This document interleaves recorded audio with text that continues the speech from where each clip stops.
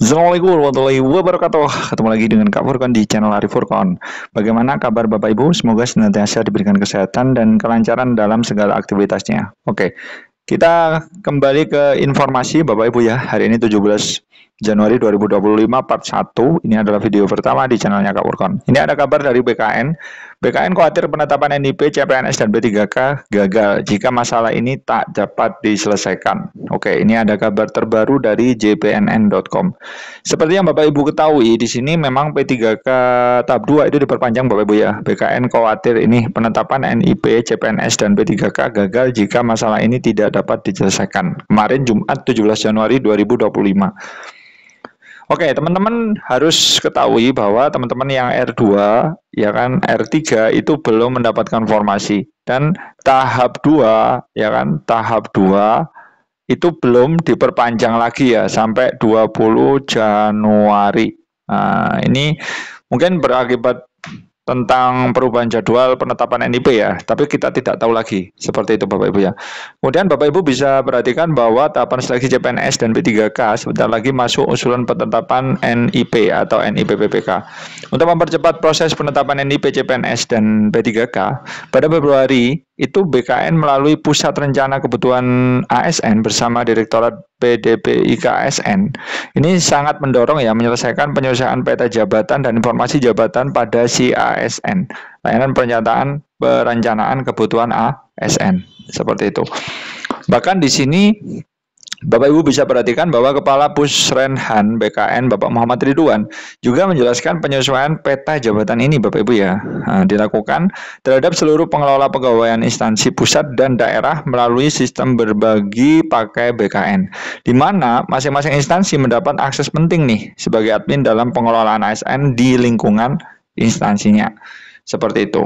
Dan untuk teman-teman R2 dan R3 itu diagendakan langsung diangkat P3K paruh waktu. Nah, R2 dan R3 ini mengisi jabatan P3K paruh waktu. Dan itu Bapak Ibu bisa perhatikan, itu juga ada NIP-nya. Jadi sama Bapak Ibu ya, tidak jauh berbeda. Di sini Bapak Ibu bisa perhatikan bahwa tahapannya adalah langsung ditetapkan ya sebagai PPPK paruh waktu. Kemudian PPK ini mengusulkan ya, pertama mengusulkan, terus Menpan RB ini mengklarifikasi atau mengecek kebutuhan, dan PPK menetapkan pengangkatan P3K. Meskipun paruh waktu ada juga NIP-nya Bapak Ibu ya, seperti itu. Nah, di sini Bapak Ibu bisa perhatikan Bapak Muhammad Ridwan ini juga mengatakan nih bahwa fitur layanan peta jabatan di SIASN, layanan perencanaan kebutuhan ASN sudah digunakan sejak pengusulan formasi, penetapan pertimbangan teknis, Kepala BKN dan Menpan RB menetapkan formasi CSN untuk masing-masing instansi kementerian atau lembaga dan pemerintah daerah hingga penetapan NIP. Nah, ini memang sudah direncanakan Bapak Ibu ya. Namun, ini Bapak Ibu ya, kata Bapak Ridwan, dalam pelaksanaan masih ada disparitas data peta jabatan di jumlah instansi yang harus segera dirampungkan. Ya, semoga saja Bapak Ibu ya. Ternyata di sini Bapak Ibu bisa perhatikan, ada persoalan disparitas data yang akan dicoba diselesaikan. Tidak banyak, namun jika tidak segera diselesaikan, dikhawatirkan penetapan NIP akan gagal atau mundur. Terangnya dalam kegiatan persiapan penerapan NIP, CPNS, dan P3K tahun anggaran ini 2024. Nah, tentunya Bapak Ibu untuk yang R2-L dan R3-L itu bersiap mengisi DRH dan lain pemberkasan dan lain sebagainya ya. Jangan sampai telat.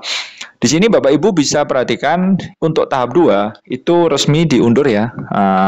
Kalau sebelumnya itu 15 Januari diundur lagi jadi 20 Januari 2025. Katanya mundur terus Bapak Ibu ya, karena memang ya itu tadi masih terjadi masalah mungkin mengenai data honorer yang belum bisa mendaftar. Nah, kriteria pelamar P3K dalam rangkaian datanya ini, yang pertama itu adalah pelamar yang tidak memenuhi syarat pada P3K tahap 1. Kemudian tidak memenuhi syarat pada CPNS juga masuk ya Bapak Ibu, atau belum mendaftar. Nah, di P3K 1 kemarin padahal Bapak Ibu ini memenuhi persyaratan tapi tidak mendaftar. Nah, jenis jabatan yang bisa dilamar itu adalah pengelola umum operasional, operator layanan operasional, pengelola layanan operasional atau penata layanan operasional. Bahkan di sini Bapak Ibu bisa perhatikan bahwa mekanisme pengusulan itu melalui konfirmasi kebutuhan BPPK. Kriteria tambahan ini tidak memenuhi syarat. Nah, ini yang tadi ya Bapak Ibu ya. Nah, ditambah lagi tidak mengikuti seleksi tahap 1. Nah, ini dikarenakan mungkin ada uzur ya atau ada kepentingan sehingga tidak bisa hadir dalam tes. Kemudian tidak mengikuti seleksi pengadaan CPNS. Seperti itu. Kemudian di sini ada semacam rakor ya, penyesuaian peta jabatan. Peta jabatan persiapan penetapan NIP, ya kan, dihadiri oleh perwakilan admin SI ASN instansi.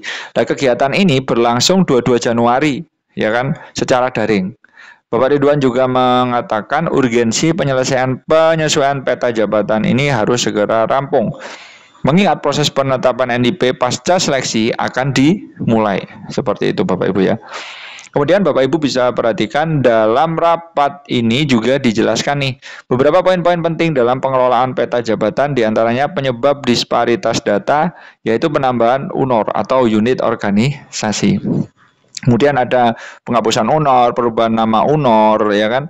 Kemudian ini ada merupakan rangkaian ya penyesuaian kebutuhan ASN. Nah, kemudian untuk regulasi paruh waktu itu sudah terbit Bapak Ibu ya. Untuk di sini apa UU nomor 16 ya kan tahun 2025. Ini sudah terbit Bapak Ibu ya. Nah, kita cek bersama-sama. Di sini Bapak Ibu bisa perhatikan ada ini regulasi baru paruh waktu Bapak Ibu ya. Ini sudah terbit nomor 16 tahun 2025. Kita langsung ke diktum ke-7 Bapak Ibu ya. Di sini Bapak Ibu bisa perhatikan pengadaan P3K paruh waktu ini dilaksanakan dengan tahapan sebagai berikut. Nah, kalau teman-teman R2 dan R3 ini nantinya ditetapkan sebagai P3K paruh waktu, nanti tahapan yang akan dilalui ini Bapak Ibu ya. Pertama, pejabat pembina kepegawaian itu mengusulkan rincian kebutuhan P3K paruh waktu kepada Menpan RB. Kemudian rincian tersebut akan dicek ya Bapak Ibu, menetapkan dan ditetapkan oleh Menpan RB. Dan rinciannya nanti paruh waktu terdiri dari kebutuhan, ada jenis jabatan, dan kualifikasi pendidikan. Kemudian selanjutnya PPK nanti mengusulkan NIP PPK juga. Dan Kepala BKN menetapkan dan ada penerbitan. Seperti itu. Nah, kemudian di sini dalam hal pegawai non ASN yang diusulkan menjadi P3K paruh waktu, ini di kemudian hari itu bisa dihentikan apabila yang pertama mengundurkan diri. Kedua, dianggap mengundurkan diri karena tidak menyampaikan kelengkapan dokumen, dan yang terakhir adalah meninggal dunia. Seperti itu. Dan di diktum ke-12 di sini perjanjiannya sebagaimana dimaksud pada diktum ke-11 ini memuat ada nama jabatan, ekspektasi kinerja, unit, skema kerja, masa perjanjian kerja, dan hak dan kewajiban. Tentunya mendapat gaji itu ada gaji minimalnya Bapak Ibu ya, minimal tidak boleh lebih rendah daripada gaji honorer sebelumnya yang diterima teman-teman non ASN tentunya Bapak Ibu ya. Nah, di sini nanti kalau sudah ada formasi Bapak Ibu ya bisa langsung dialihkan ke P3K penuh waktu. Jadi nanti ini bersifat tentatif Bapak Ibu ya. Jadi menunggu sampai P3K penuh waktu nanti istilah paruh waktunya bisa dihilangkan. Seperti itu informasi dari Kak Furqan, mudah-mudahan bermanfaat. Wassalamualaikum warahmatullahi wabarakatuh.